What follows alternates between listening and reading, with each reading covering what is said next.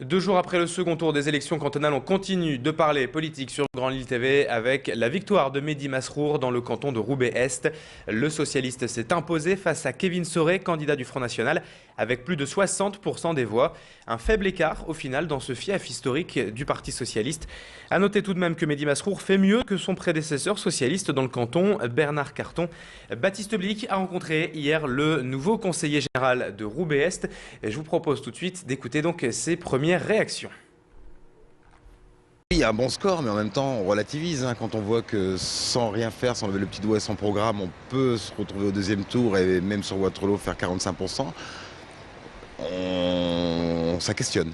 Ça aurait été une belle victoire s'il n'y avait pas eu autant d'abstention. On ne peut pas vraiment se réjouir d'être élu avec une abstention aussi importante, même s'il y a eu des gros progrès entre les deux tours. Mais en soi, oui, content d'être élu, mais toujours préoccupé par l'abstention. Quant à son adversaire pour ces élections cantonales, Kevin Soré pour le Front National, c'était un lendemain de défaite électorale hier, mais les sympathisants frontistes gardent le sourire, car avec plus de 30% des voix, ils augmentent considérablement leur score sur le canton et s'inscrivent de plein pied au sein de la montée nationale du Front National.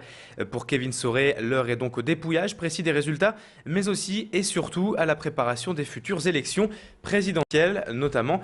Écoutez-le, donc le candidat du Front National, heureux au micro de Pierre Beauvillain.